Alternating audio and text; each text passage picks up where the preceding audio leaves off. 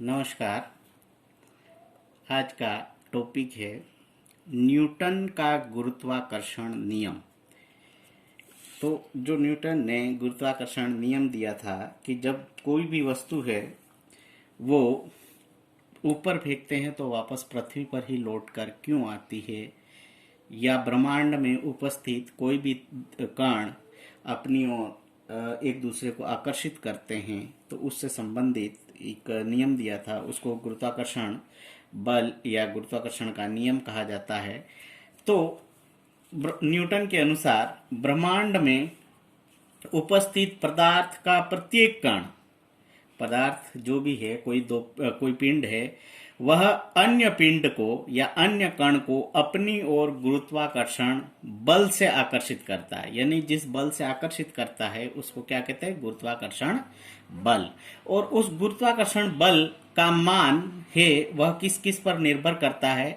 तो गुरुत्वाकर्षण बल का मान जो भी पिंड एक दूसरे को आकर्षित करते हैं या दो कण एक दूसरे को आकर्षित करते हैं, तो उन दोनों कणों के द्रव्यमान का गुणनफल एवं दोनों कणों या पिंडों के बीच की दूरी के वर्ग के व्युत्क्रमानुपाती होता है।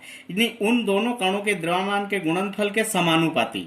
यानी दोनों कणों का जो द्रव्यमान है, जैसे माना कि पहले कण का द्रव्यमान है m1 और दूसरे कण का द्रव्यमान है m2, तो दोनों कणों के द्रव्यमान के गुणनफल यानी उनका गुणा हो जाए तो उसके समानुपाती, यानी जो बल होगा गुरुत्वाकर्षण बल F इज प्रोपोर्शनल टू दोनों कणों के द्रव्यमान के गुणनफल के समानुपाती m1 इंटू m2 तथा कणों के बीच की दूरी के वर्ग के व्युत्क्रमानुपाती होता है। यानी उन दोनों कणों के बीच की दूरी r है तो उसके वर्ग यानी r स्क्वायर के व्युत्क्रमानुपाती, यानी उसके व्युत्क्रमानुपाती अपॉन में r स्क्वायर होगा।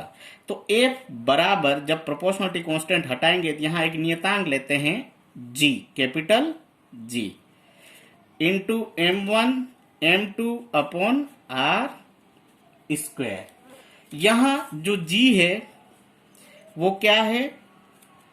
सार्वत्रिक नियतांक है, सार्वत्रिक नियतांक यानी यूनिवर्सल कांस्टेंट। इसका जो मान है वह पूरे यूनिवर्स में चेंज नहीं होगा। तो F बराबर क्या हो गया? जो गुरुत्वाकर्षण बल है उसका सूत्र क्या हो गया? F बराबर G m1 m2 upon r square, यानी ये गुरुत्वाकर्षण बल का सूत्र हो गया। गुरुत्वाकर्षण बल F का सूत्र हो गया, क्या हो गया? F बराबर G m1 m2 upon r square. यदि मान लें कि यहां पर कोई दो वस्तुएं हैं, एक बड़ी है और एक छोटी है। बड़ी का द्रव्यमान कैपिटल M है और छोटी का स्मॉल m है, तो इस केस में इसका सूत्र क्या बन जाएगा? F बराबर, इनके बीच की दूरी r है तो F बराबर G capital M into small m upon r square. अब हम यहां पर हम जानते हैं कि बल का मात्रक क्या होता है? न्यूटन होता है। लेकिन इनमें सभी के आपको मात्रक पता है। F का मात्रक पता है, M का पता है, स्मॉल m का पता है क्योंकि इनका केजी होगा और R मीटर में होता है। लेकिन ये जो सार्वत्रिक नियतांक है G, यूनिवर्सल कांस्टेंट, उसका मात्रक पता नहीं है एवं इसके विमा भी पता नहीं है। कई बार एग्जाम में इसका मात्रक और विमा के बारे में पूछ लिया जाता है, तो इसके लिए हम मात्रक निकालेंगे। तो सबसे पहले तो इसको G के सूत्र के रूप में लिखेंगे, तो G बराबर क्या हो जाएगा? F into R square upon M into M। अब F का मात्रक क्या होता है? न्यूटन इंटू R का मात्रक मीटर होता है, तो इसकी घात 2 है तो मीटर की घात 2 हो जाएगा, बटा M into M, KG into KG का स्क्वायर। तो G का मात्रक क्या हो जाएगा? G का मात्रक हो जाएगा न्यूटन मीटर स्क्वायर पर केजी स्क्वायर। ठीक है। अब इसकी विमा क्या होगी? तो विमा हम किससे निकालेंगे? मात्रक से निकाल लेते हैं। तो बल का मात्रक न्यूटन है, न्यूटन की विमा क्या होती, mL/t-2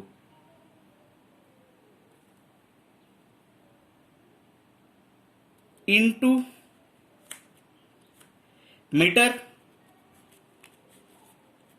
का स्क्वायर तो एल का स्क्वायर अपॉन केजी का स्क्वायर, यानी मीटर क्या, ये एम का स्क्वायर। तो इसकी विमा क्या हो जाएगी, एम से ऊपर एक एम है, नीचे 2 एम है, तो एक एम से तो एक एम कट जाएगा, नीचे एक एम बचेगा, इसको ऊपर ले जाएंगे तो एम की घात -1 हो जाएगा। यहाँ एल 1 है, यहाँ एल 2 है, तो आधार समान है तो घातें जुड़ जाएगी, एल की घात 3 और टी की घात -2। तो इसका जी की विमा क्या हो जाएगी, जी की विमा m की घात -1, एल की घात 3, टी की घात -2।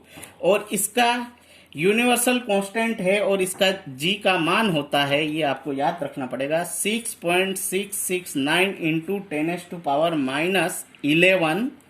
मात्रक क्या हो जाएगा, न्यूटन मीटर स्क्वायर पर KG square, newton metre square पर केजी स्क्वायर, ये इसका मात्रक हो जाएगा। तो यहां पर हमने क्या क्या देखा, एक तो गुरुत्वाकर्षण बल का सूत्र देखा, F बराबर G m1m2/r², और गुरुत्वाकर्षण के बल से जो सार्वत्रिक नियतांक आया, यूनिवर्सल कांस्टेंट कैपिटल जी, इसको हमेशा कैपिटल जी से रिप्रेजेंट करेंगे, तो वो आया, उसका मात्रक देखा न्यूटन मीटर स्क्वायर पर केजी स्क्वायर, और इसकी विमा m की घात -1, एल की घात 3, टी की घात -2, और इसका जो मान है वो g बराबर 6.669 इंटू 10⁻11 न्यूटन मीटर स्क्वायर पर केजी स्क्वायर होता है। अब क्या है कि कोई भी जो वस्तु है वो ऊपर से स्वतंत्रता पूर्वक गिरती है तो उसका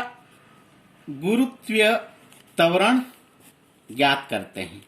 तो वो क्या होता है, तो गुरुत्वीय त्वरण क्या होता है कि पृथ्वी के गुरुत्वाकर्षण बल के कारण पृथ्वी की ओर, या पृथ्वी जब बल लगाती है गुरुत्वाकर्षण बल, तो उसके कारण पृथ्वी की ओर कोई वस्तु आकर्षित होती है या गिरती है, तो उस वस्तु के वेग में परिवर्तन की दर को ही गुरुत्वीय त्वरण कहते हैं। यानी उस वस्तु के वेग में समय के साथ परिवर्तन होगा, वेग बढ़ता जाएगा पृथ्वी के टकराने से पहले तक, तो जो वेग में परिवर्तन हो रहा उससे जो त्वरण उत्पन्न हुआ उसको क्या कहते हैं, गुरुत्वीय त्वरण।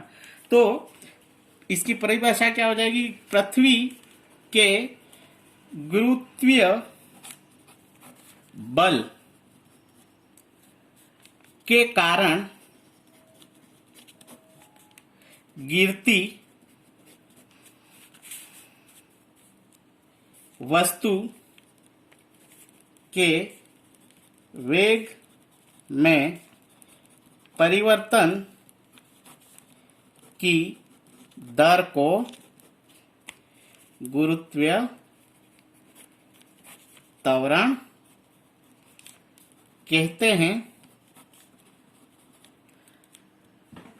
यानी जब पृथ्वी से टकराने से पहले तक उसके वेग में परिवर्तन होगा यानी त्वरण उत्पन्न होगा, तो उसको क्या कहते हैं, गुरुत्वीय त्वरण। और इसको किससे व्यक्त करते हैं, स्मॉल जी से। कैपिटल जी से तो किसको गुरुत्वाकर्षण नियतांक को रिप्रेजेंट करते हैं, और स्मॉल जी से गुरुत्वीय त्वरण को रिप्रेजेंट करते हैं। इसका मान होता है पृथ्वी के लिए मीटर पर सेकेंड स्क्वायर, यानी 9.8 मीटर पर सेकेंड स्क्वायर। किसके लिए, पृथ्वी के लिए।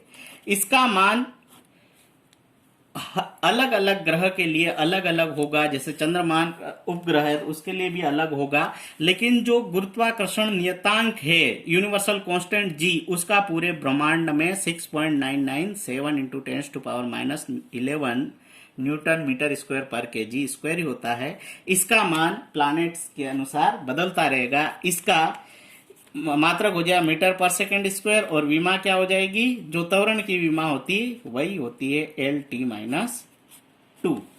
अब जो है गुरुत्वीय त्वरण, गुरुत्वीय त्वरण एवं गुरुत्वाकर्षण नियतांक, गुरुत्वाकर्षण नियतांक में संबंध, यानी इन दोनों में क्या रिलेशनशिप है ये हम ज्ञात करेंगे।